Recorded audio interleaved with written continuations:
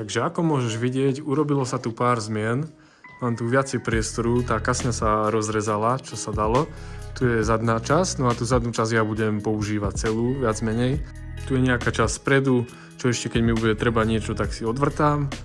Tu je strecha, ktorá pravdepodobne sa bude predávať, alebo si odložím, to už je jedno. Takže mi tu vzniklo takéto posedenie s pekným výhľadom.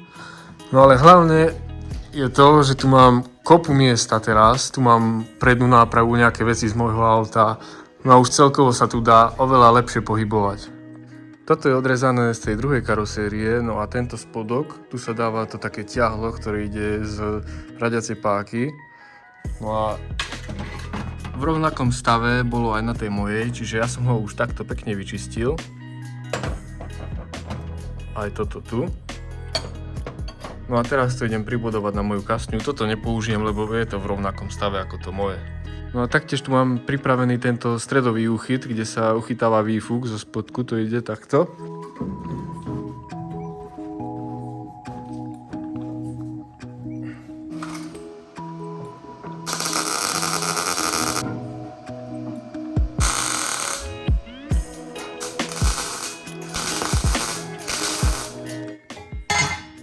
Čiže idem tieto uloženia zadnej nápravy prevariť, lebo sa mi to nepáči, že to je len tak jemne. Aj vidno niekde, že to presvíta. No a poočistuje sa to tie povrchové hrcky, čo to chytilo medzi časom. A už to ponatieram, no dám to do epoxidu. Takže tak, ako sa navarovala táto časť, tak teraz potrebujem navariť túto zadnú, takže som to všetko povybrusoval, idem natrieť odhrdzovačom, tam kde bola hrcka, nechám to troška odstáť, natrie sa to epoxidom, priloží sa to, navarí sa to.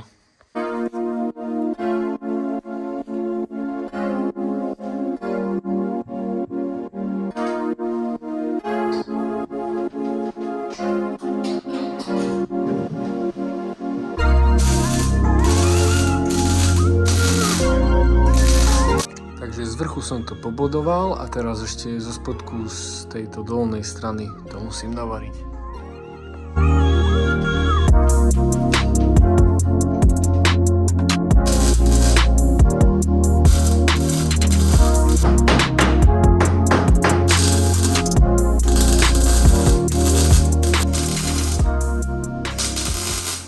Ďalšia vec, ktorú potrebujem najskôr spraviť, je tento bok. Na tejto strane je už spravený.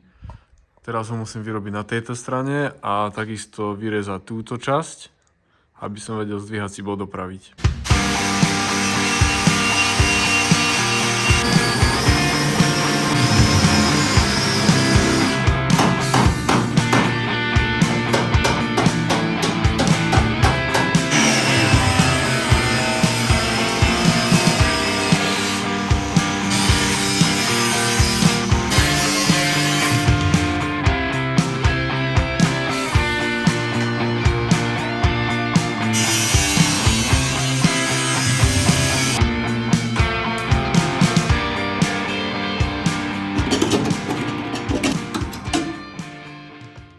No OK, takže idem vyrobiť túto časť.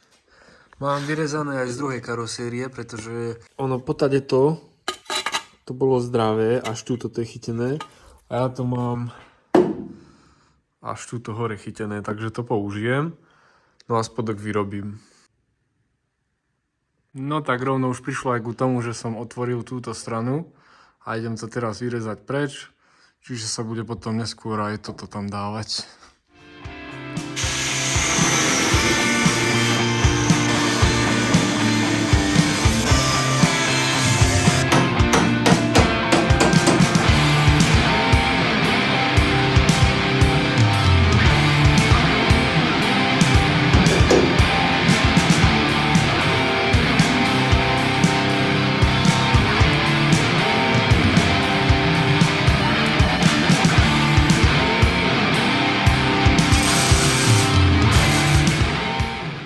Tak táto časť by bola a už len túto spodnú vyrobiť, ale idem teraz nastriekať tieto časti. Toto do epoxidu a takisto aj zdvíhacie body.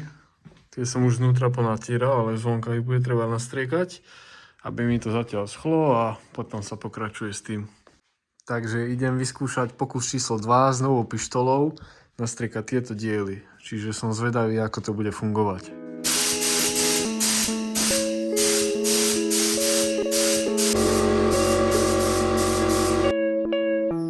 Rozdiel tam je, že neskutočný v tom striekaní, úplne super táto pištol. Takto vyzerá vyrobená táto časť, ktorá pôjde sem. Pekne som to pohýbal. No a medzičasom, keď som chcel toto privariť sem, tak mi volal kuriér, takže idem vám ukázať balík, čo mi prišiel.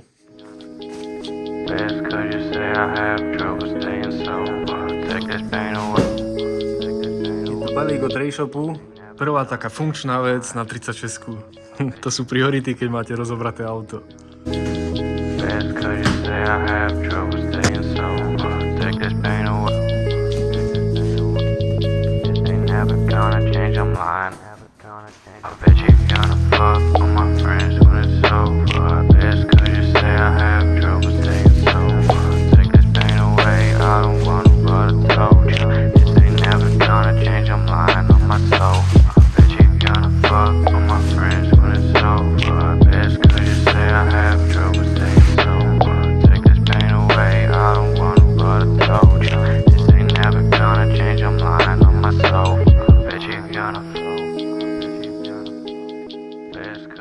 Takže je to športový štelovací podvozok od Races.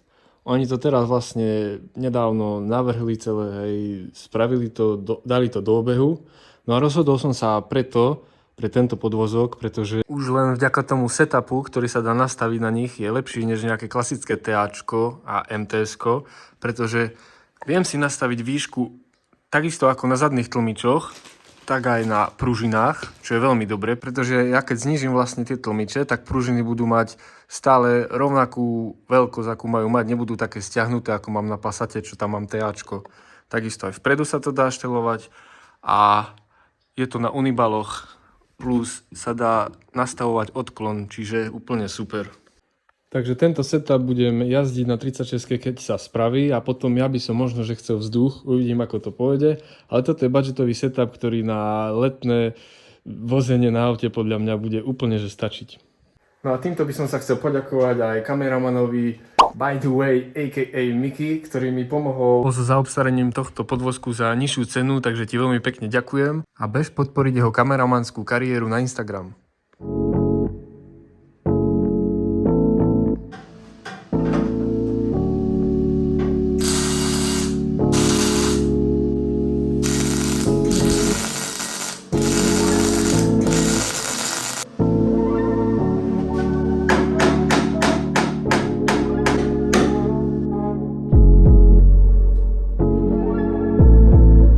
Tu, kde bola hrcka, všade tuto a tuto vnútro, tak to idem ponatierať teraz.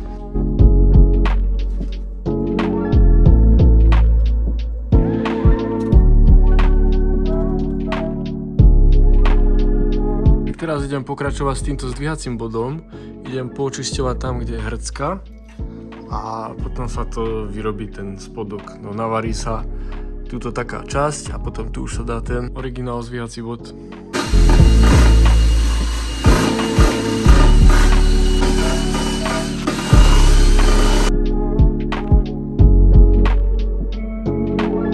Tu mám ten zdvíhací bod z druhej karosérie, no a vlastne z neho použijem túto výstuhu.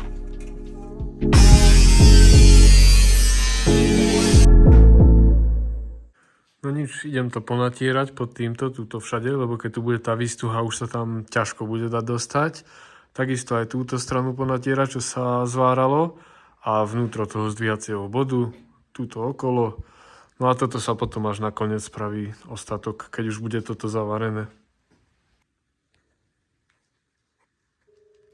Čiže na tejto výstuhe idem vyrobiť túto časť a túto prednú časť.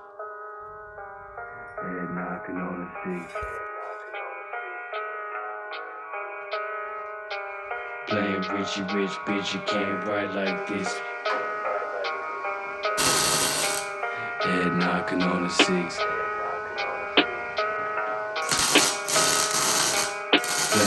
Richie Rich, bitch, you can't ride like this. Head knocking on the six. Pistol whip your bitch, pop short split, sweeping leaves, tight leave shit.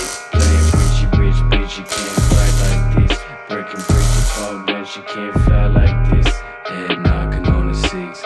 Pistol whip your bitch, pop short split, sweeping leaves, tight leave shit. Playing Richie Rich, bitch, you can't ride like this. Breaking bricks to fall bench, you can't fly like this. Head knocking on the six. Playing Richie Rich, bitch, you can't ride like this. Head knocking on the six. Playing Richie Rich, bitch, you can't ride like this. Tak tu na spodok som ešte dal také vystúženie, že keď sa to bude dvíhať, nech to naozaj drží. Lebo napríklad tuto už je ten vrch troška zohnutý. Bo ak to bolo vyhnité, tak proste sa to zohlo ako keby. Lebo na originálu tam nie je toto uchytenie, ale ja som ho dal aj tu. Aby to pekne, keď sa bude dvíhať auto, keď sa to zaprie, aby sa to nezohlo. Head knocking on the six. Pistol whip your bitch. Čiže zadný zdvíhací bod je hotový, idem to počisťovať, ponatierať pekne. Jeden, druhý, hotový. No a ďalej sa bude pokračovať s týmto zadkom.